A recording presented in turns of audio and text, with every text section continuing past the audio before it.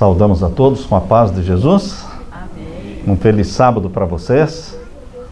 São bem-vindos à casa do Senhor. Amém. Antes de iniciarmos o estudo da palavra de Deus, vamos orar mais uma vez. Pai querido que estás nos céus, estamos na tua presença em busca da tua graça, em busca de mais comunhão, de mais relacionamento, de te conhecer melhor, porque conhecendo-te é o mesmo que ter vida eterna. Pai eterno, obrigado porque o Senhor nos trouxe aqui. Derrama sobre nós o Espírito Santo. Abra nossa mente para entendermos a tua palavra, na qual vamos meditar neste momento. Em nome de Jesus. Amém. Queridos, Deus colocou na nossa mente, no nosso coração, a mensagem para esta manhã. A minha alma tem sede de ti. Esse é o título da mensagem. E eu quero que você abra a Bíblia em Isaías 55. Isaías capítulo 55, verso 1 em diante. Isaías capítulo 55 e os versos 1 em diante. Ó vós todos os que tendes sede, vinde às águas. E os que não tendes dinheiro, vinde, comprai e comei. Sim, vinde, comprai, sem dinheiro, sem preço, vinho e leite. Por que gastais o dinheiro naquilo que não é pão? E o produto do vosso trabalho naquilo que não pode satisfazer? Verso 3. Inclinai os vossos ouvidos e vinde a mim. Ouvi, e a vossa alma viverá. Verso 6. Buscai ao Senhor enquanto se pode achar. Invocai-o enquanto está perto. Deixe o ímpio o seu caminho, e o homem maligno os seus pensamentos, e se converta ao Senhor, que se compadecerá dele.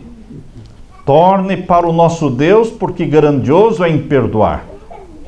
Queridos, aqui Deus está fazendo um convite veemente, apelando ao nosso coração, para que venhamos a Ele. Vinde a mim. Jesus Cristo fez este mesmo convite em Mateus 11, 28 e 29. Vinde a mim, vós cansados e oprimidos. Vocês que têm sede, venham a mim. O mundo hoje tem sede de muitas coisas. Sede de dinheiro, sede de bens, sede de posses, sede de sexo, sede de pornografia, sede de futebol, sede, enfim, queridos. Satanás está iludindo o mundo com muitos tipos diferentes de sede. Mas a única sede que traz salvação, que traz paz para a alma, traz esperança, preenche o nosso vazio, é a sede de Deus. Alguém disse que existe no coração do ser humano um vazio, uma sede que nem o raio-x detecta. É a sede de Deus. É a ausência de Deus. Por isso as pessoas tentam preencher este vazio com muitas outras coisas. Com a internet, com o Twitter, não é? Mas nada satisfaz. Eu quero que você leia também o que está em Salmos 42. Abra sua Bíblia. Em Salmos 42 e o verso 2. Salmos 42 e o verso 2. Verso 1 e 2. Todos acharam?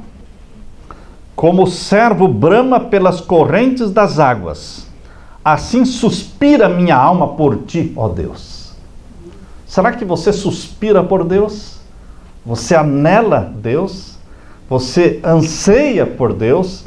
Pelos momentos que você pode passar aos pés de Jesus, meditando nele, assimilando o caráter dele, contemplando-o nos evangelhos?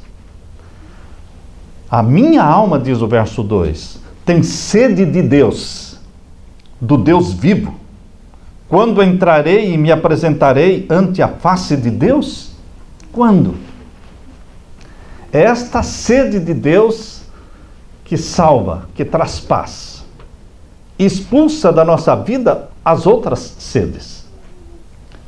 Vocês sabem que Deus intencionalmente permite que você se desiluda com este mundo. Intencionalmente Deus permite que você passe por decepções, por perdas que destroem os seus sonhos da terra, seus sonhos materiais. E você chega ao fundo do poço e Deus quer que você se decepcione e se desiluda com o mundo para que você se apaixone pelo céu, se apaixone por Jesus, tenha sede espiritual, como disse Jesus Cristo em Mateus 5, verso 6, bem-aventurado aquele que tem fome e sede de justiça, a justiça de Jesus Cristo, que nos cobre, que nos perdoa, que nos salva. Na porta de entrada de uma igreja no Rio de Janeiro, existia esta frase: foi a sede de Deus que me trouxe aqui. O que é que nos faz realizar cultos em nossa casa? O que é que nos traz de casa para a igreja?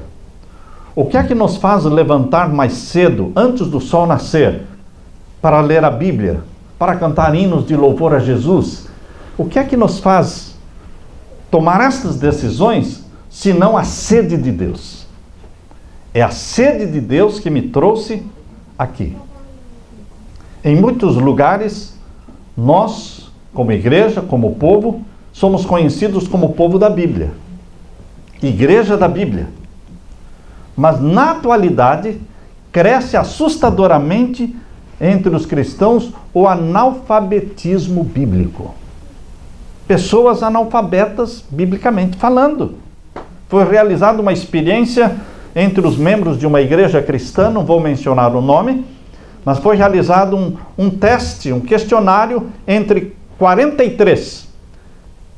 Foram escolhidas 43 pessoas da igreja, não crianças, pessoas líderes na igreja.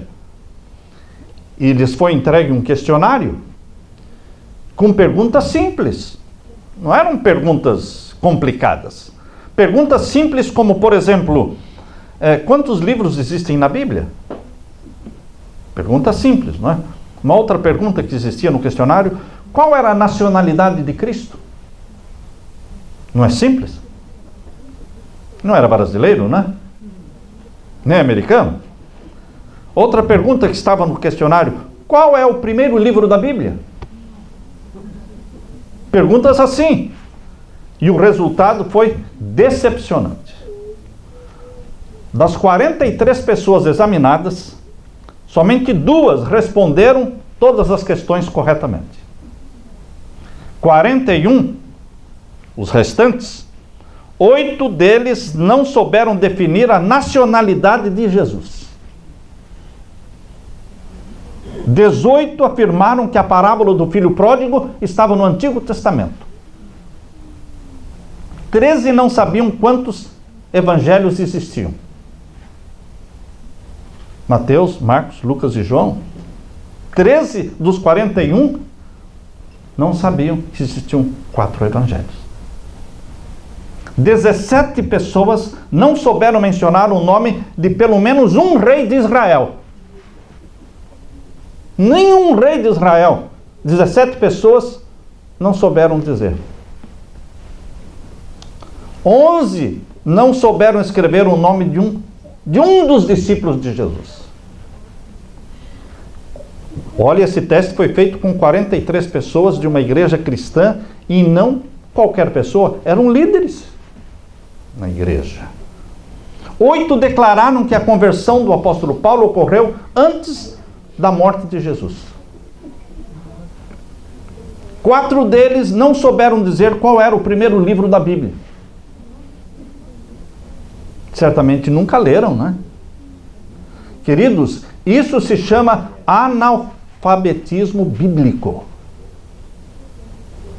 Nós estamos alimentando uma sede por dinheiro, por posses, por moda, por carros, por casas, e nós estamos nos tornando analfabetos na Bíblia. Pode ser que alguém esteja pensando, ainda bem que esse teste não está sendo aplicado hoje aqui, agora, nesse momento. Pode ser, queridos. Mas você sabe quanto você sabe da palavra de Deus. Você sabe. Você sabe se conhece os discípulos de Jesus. Você sabe se conhece a história de Israel, a semana da criação. Você sabe se conhece os 10 mandamentos de cor. Como é que nós vamos meditar Porque um dos salmos diz assim: o meu prazer é meditar na lei do Senhor de dia e de noite. Uma vez, dentro de um ônibus, assentou-se do meu lado uma senhora, e eu comecei a falar para ela da palavra de Deus. Ela disse: eu sou cristã, sou evangélica.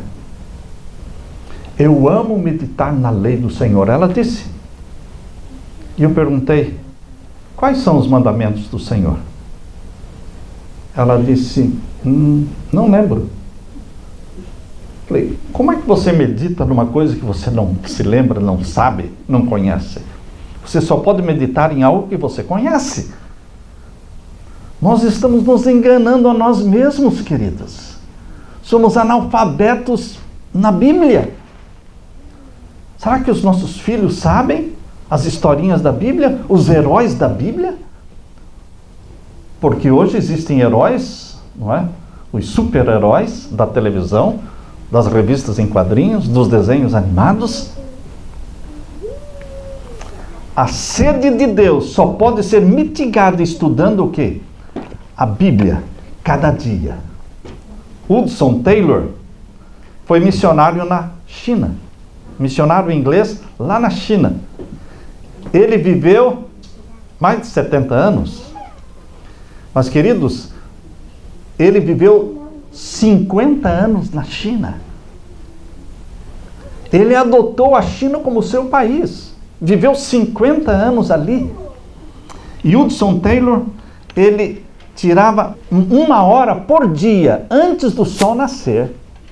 Antes do sol nascer, ainda no escuro, ele dedicava 1 hora para meditar na palavra de Deus, nos evangelhos, para conversar com Jesus Cristo. É a hora da comunhão com Jesus Cristo, para conhecer Jesus. Hudson Taylor disse: a coisa mais difícil na vida de um homem ou de uma mulher é perseverar em estudar a Bíblia. Viu?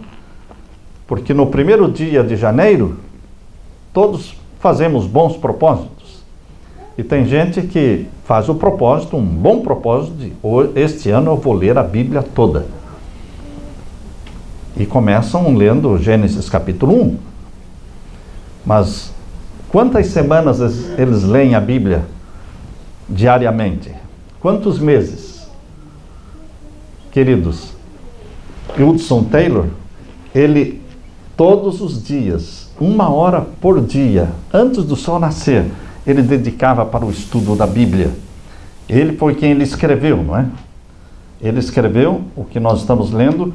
A coisa mais difícil na vida de um homem ou de uma mulher é perseverar em estudar a Bíblia com regularidade e oração. Estudar a Bíblia diariamente com meditação é difícil. Porque são tantas coisas que conspiram contra isso. Quantas coisas Satanás coloca como sendo importantes ou prioridades e não são, e nós vamos deixando de lado o quê? O estudo da Bíblia. Satanás sempre se apresenta outra coisa a fazer exatamente quando nos dispomos a ler o livro de Deus. Agora abra a palavra de Deus em Jeremias capítulo 15. Jeremias capítulo 15 e o verso 16. Jeremias capítulo 15 e o verso 16. Quando todos acharem, vamos ler. Jeremias capítulo 15 e o verso 16. Achando-se as tuas palavras, logo as comi. Eu gosto dessa expressão de Jeremias, chamou a minha atenção. Por isso eu coloquei aqui no sermão esse texto. O que é comer a palavra de Deus? É assimilar a palavra de Deus. É colocar para dentro, não é, de nós a palavra de Deus. Assimilar. Memorizar. Achando-se as tuas palavras, logo as comi. E a tua palavra foi para mim o quê? Gozo, alegria do meu coração, porque pelo teu nome me chamo, ó Senhor Deus dos exércitos. Quando o rei Josias, queridos, se tornou rei de Judá, a nação estava em apostasia. O templo estava destruído, estava velho, estava carcomido, estava precisando de reparos, reformas. O livro da lei estava perdido. Vocês sabem que há pessoas que esquecem a Bíblia na igreja, ou esquecem a Bíblia, perdem a Bíblia, e não percebem que perderam a Bíblia? Semanas. Quantas Bíblias ficam na igreja meses e meses? E as pessoas não perceberam que perderam a Bíblia. Porque não têm sede de Deus, porque não leem a Bíblia. Quando o rei Josias se tornou rei de Judá, as primeiras realizações dele foi a reforma do templo e a limpeza do templo. E quando estavam fazendo a limpeza do templo, o sumo sacerdote Ilquias achou lá no templo o quê? O livro da lei. A Bíblia perdida dentro do templo. Emocionado, o rei Josias subiu à casa do Senhor e com ele todos os homens de Judá e leu aos ouvidos deles todas as palavras do livro, e o rei se pôs em pé junto à coluna e fez o concerto perante o Senhor para guardarem os seus mandamentos. Isso está lá em 2 Reis, capítulo 23, 2 e 3. Houve uma reforma e um reavivamento, porque quando você estuda a Bíblia, acontecem reformas e reavivamentos. Não acontece reforma e reavivamento sem um estudo diário com meditação da Bíblia. Porque a natureza nos forma, irmãos. A cultura só nos informa. Só a Bíblia nos transforma. Você quer transformação das suas crianças? Leia a Bíblia com elas. E quando elas souberem ler, já terem aprendido a ler, aí você tem que exigir delas um tempo diário, um momento diário em que elas vão estudar a Bíblia. Você recompensa com presentes, com dinheiro, faça o que você quiser para incentivar que as suas crianças se tornem assíduas leitoras da Bíblia. Achando-se as tuas palavras, logo as comi, e a tua palavra foi para mim gozo e alegria para o meu coração. Em Romanos capítulo 16, verso 5, abra sua Bíblia em Romanos capítulo 16, e o verso 5, Paulo faz uma saudação no final da sua carta aos Romanos. Ele termina a carta aos Romanos fazendo uma saudação aqui no capítulo 16, e o verso 5 diz assim: saudai também a igreja que está em sua casa. Saudai a igreja que está na sua casa. Bendito seja Deus pelos 3 primeiros séculos em que não existiam templos, não existiam igrejas, edifício, só existiam igrejas nas casas, nos 3 primeiros séculos. Vocês sabem que somente quando Constantino se tornou imperador de Roma, a mãe dele, a rainha Helena, começou a construir igrejas na Terra Santa. Em todos os lugares famosos por onde Jesus andou, ela começou a construir igrejas. E aí Constantino proclamou a igreja cristã, a igreja do Império Romano, e transformou os templos pagãos em igrejas, catedrais cristãs. E os cristãos começaram a deixar de se reunir em casas. Como é que é hoje? Como é que é hoje? As igrejas não estão mais nas casas. Não existe mais culto nas casas. Não existe mais Deus na casa. A pessoa espera pelo dia do culto para ir adorar a Deus. Uma jovem japonesa, ela foi convidada para passar as férias. Ela morava no Japão, foi convidada para passar as férias no Ocidente, num dos países ocidentais. Costumes diferentes, cultura diferente, religião diferente. Ela era budista e veio passar férias na casa de uma senhora cristã. E aquela senhora cristã tentou dar a melhor impressão dentro da sua casa e também convidou-a para ir à igreja. E ela cortesmente foi à igreja com esta senhora, assistiu os cultos na igreja. E quando acabaram as férias, na despedida, aquela senhora cristã perguntou: e daí, você gostou dos nossos costumes, da nossa casa, da nossa igreja? Ela disse: gostei, a sua casa é muito bonita. Muito bonita. Mas aí ela ficou quieta e a mulher disse: mas o quê? Pode falar, sinta livre. E ela disse: eu fui à sua igreja, quando você me convidou, e eu vi que a senhora adora a Deus na sua igreja. Mas eu não vi a senhora adorar a Deus na sua casa. Isso que eu senti, a maior falta que eu senti é a falta de Deus na sua casa. Porque nós, japoneses, nós temos os nossos deuses dentro das nossas casas. As famílias japonesas, budistas, elas têm um altar, um santuário dentro da casa dela, que aquele é o lugar específico onde eles se ajoelham, onde eles fazem as suas rezas, seus cultos. Ela disse: eu senti falta de Deus na sua casa. A senhora não costuma adorar Deus no seu lar? Ingenuamente, ela não estava recriminando a mulher. Ela falou que o que ela sentiu de diferente entre ela, a casa dela e a casa. Queridos, veja só a tragédia cristã. A igreja saiu das casas e o cristianismo começou a perder. O estudo da Bíblia começou a diminuir. As crianças são como argila não queimada, mole, flexível, maleável, suscetível a modificações e aperfeiçoamento. Mesmo que você cometa erros na educação da sua criança, não tem problema. Ela é maleável, você corrige. É como o oleiro, quando está trabalhando no barro e sai alguma coisa errada, ele reinicia de novo e dá outra forma. É possível fazer isso. As crianças são suscetíveis, como o barro, como a argila, antes de ser queimada. À medida que os anos passam, se endurecem no fogo da experiência, perdendo a capacidade de serem amoldadas. E qualquer erro ali impresso nos primeiros anos da vida permanece para sempre no caráter. Susanna Wesley entendeu isso. Susanna Wesley foi mãe de 19 filhos. Eu vou repetir porque talvez vocês podem achar que eu errei. Não. Susanna Wesley foi mãe de 19 filhos.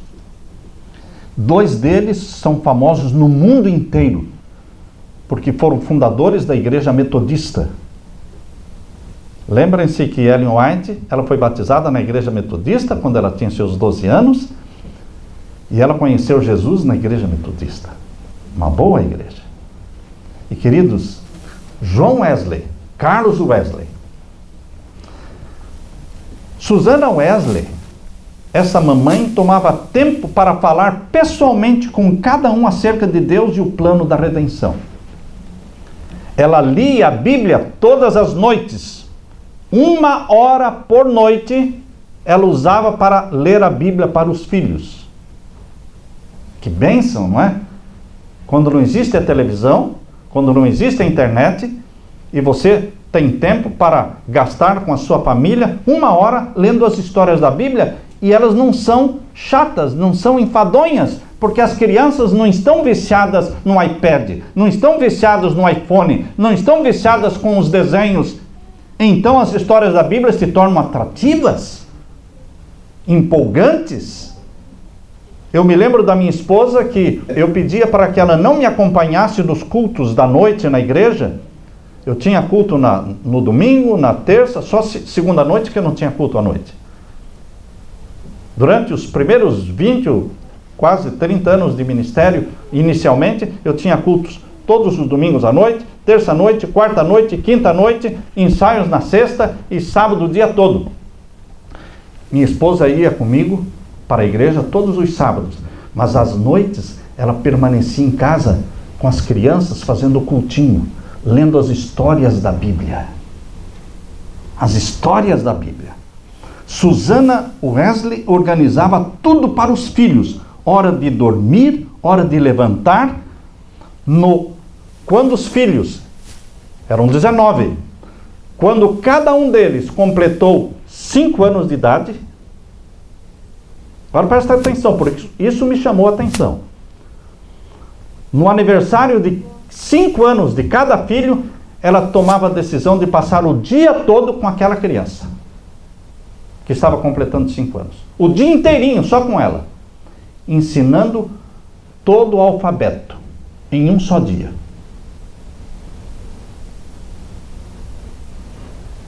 É possível?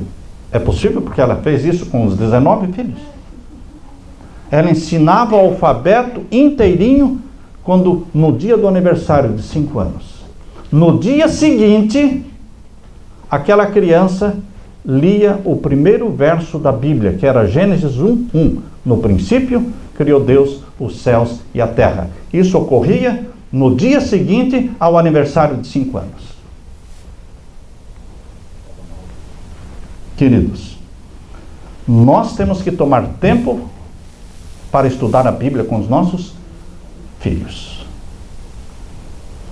A Bíblia é diferente de todos os livros do mundo, porque a Bíblia é um livro vivo. Abra sua Bíblia em Hebreus capítulo 4 e o verso 12. Hebreus capítulo 4 e o verso 12.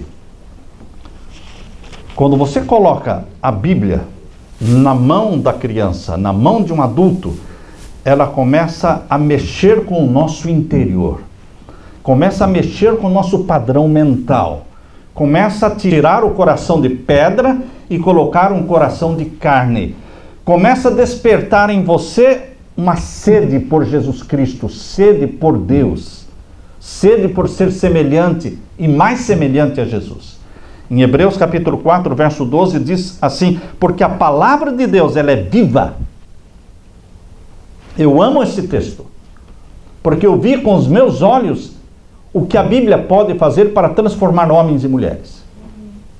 A Leila e eu fazíamos no Brasil conferências públicas, evangelismos, de 64 noites. Começávamos do zero, começávamos falando de família, entrávamos na Bíblia e passávamos as doutrinas da palavra de Deus, levando as pessoas ao batismo. Pessoas que entravam bêbadas, homens bêbados, pessoas sujas, maltrapilhas, fedidas, entravam. E os obreiros bíblicos perguntavam: o que faremos com ele? Deixe que ele entre, coloque uma Bíblia na mão. Nós tínhamos um monte de Bíblia na porta de entrada. Coloque uma Bíblia na mão destas pessoas. E aquelas pessoas sujas, nós colocávamos a Bíblia na mão delas.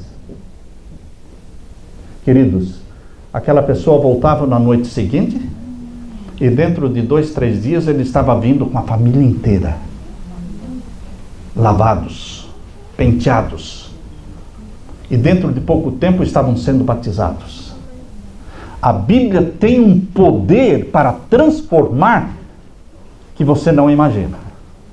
Coloque a Bíblia na mão das pessoas. Sadhu Sundar Singh viveu na Índia e odiava os cristãos, até que o pai dele um dia o matriculou na escola cristã que abriram lá na Índia, para que ele pudesse aprender inglês. E no primeiro dia de aula, o professor explicou: olha, aqui é uma escola cristã, e aqui nós lemos a Bíblia. E colocou a Bíblia na mão dele. Queridos, aquilo foi como que não diria feitiço, mas foi um poder sobrenatural. Um poder sobrenatural. Porque agora ele foi preso por aquele poder de Jesus Cristo quando ele começou a ler a oração do Pai Nosso. Mateus capítulo 6. Aquilo entrou nele. E ele foi convertido a Jesus Cristo. E ele se tornou Sadhu Sundar Singh, o apóstolo dos pés sangrentos. O pai o expulsou de casa porque ele se tornara agora um cristão. Mas ele saiu pela Índia, caminhando descalço, por isso sangrava os seus pés. E ele ficou conhecido como apóstolo dos pés sangrentos. Tudo começou quando o professor colocou o quê? A Bíblia na mão dele. Porque a Bíblia diz aqui no Hebreus 4:12, porque a palavra de Deus é viva e eficaz, mais penetrante do que espada alguma de 2 gumes, e penetra até a divisão da alma e do espírito, e das juntas e medulas, e é apta para discernir os pensamentos e intenções do coração. Ela transforma, mas ela tem que ser lida, ela tem que ser assimilada, ela tem que ser memorizada. Nós temos que ensinar os nossos filhos a memorizar a Bíblia. Esses dias, a questão de uma semana atrás, a Leila me deu um vídeo que está no YouTube de um meninozinho de 5 anos de idade, e ele sabe um verso da Bíblia para cada letra do alfabeto. Letra A, aí ele diz um verso. Letra B, outro verso. Letra C, outro verso. D, outro verso. Todas as letras ele diz um verso, com 5 aninhos. Eu fiquei imaginando quanto tempo estes pais gastaram para ajudar esta criança a memorizar um verso. E não era um versinho de uma frase, não. Versos longos. Iniciando com cada letra do alfabeto. Tempo foi dedicado. Coração foi feita para que o Espírito Santo gravasse na mente da criança a palavra de Deus. A Bíblia tem que ser lida. Um missionário adventista lá na Birmânia, ele cuidava da farmácia da missão, na Birmânia, e um dia um senhor de idade chegou ali dizendo: eu estou muito ruim. E o missionário disse: você está com malária, febre da malária.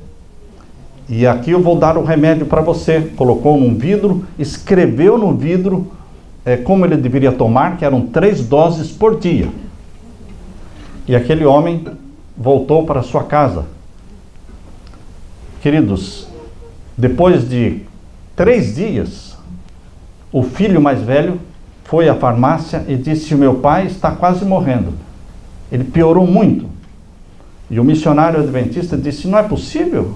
Era para ele ter ficado bom, mas ele está muito mal. Então o missionário adventista se arrumou e saiu rápido em direção à casa daquele homem, uma distância de 6 quilômetros, a pé. Quando ele chegou à casa do homem, ele subiu por uma escada feita de bambu, entrou na casa, o homem estava deitado numa esteira, muito mal. E o missionário perguntou para ele: falou para ele, você deveria estar bom com o remédio que eu dei? O que aconteceu? Ele disse: doutor, eu estou piorando cada dia mais. Onde está o remédio? E o homem, com a mão trêmula, mostrou uma prateleira.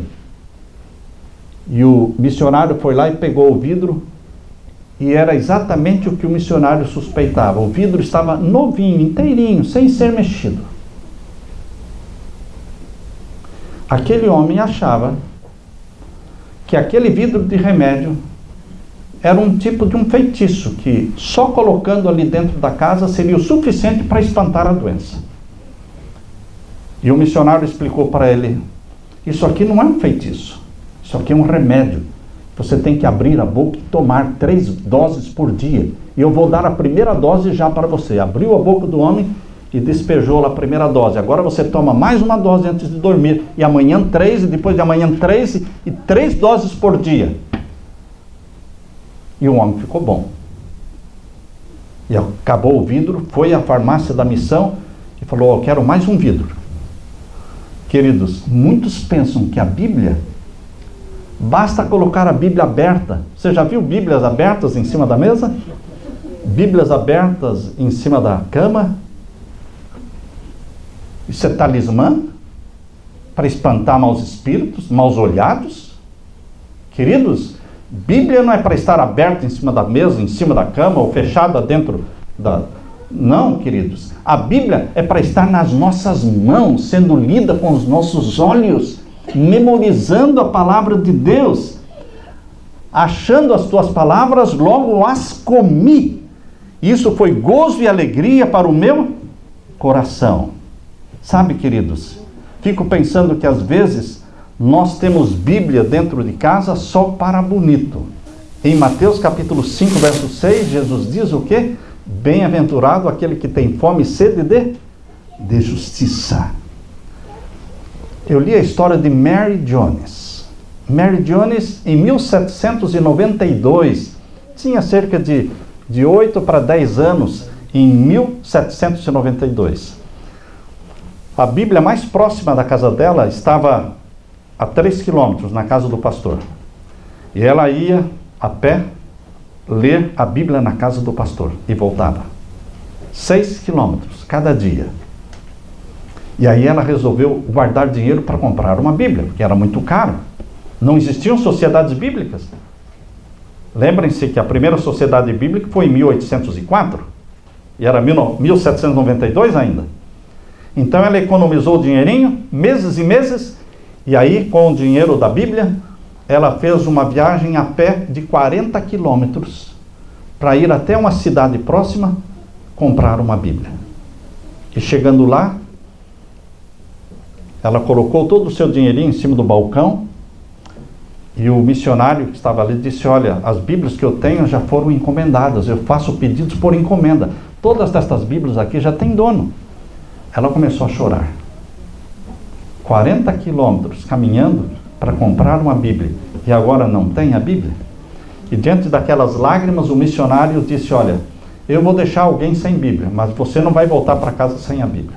Pegou uma daquelas Bíblias, colocou na mão dela e ela voltou para casa mais 40 quilômetros, segurando aquela Bíblia no seu peito. Quando os cristãos de Londres souberam da história de Mary Jones, eles se reuniram e resolveram criar uma sociedade bíblica. Foi em 1804. Em 1816, a Sociedade Bíblica Americana. E hoje o mundo está cheio de Bíblias. Existem tantas Bíblias que existem em todas as casas. Mas, queridos, as Bíblias não são como talismã para espantar maus espíritos. Elas precisam ser abertas, lidas. Achando-se as tuas palavras, logo eu as comi. Bem-aventurado aquele que tem fome e sede de justiça, da palavra de Deus. Vamos introduzir a Bíblia na nossa vida. Vamos levantar uma hora mais cedo, ainda no escuro, para meditar na palavra de Deus. Eu quero desafiar você a fazer uma decisão. Decidir ler diariamente com meditação a minha Bíblia. Amém. Que tal? Você aceita? Amém. Querem repetir comigo? Decidir ler diariamente com meditação a minha Bíblia. Que Deus abençoe a todos. Amém. Aleluia.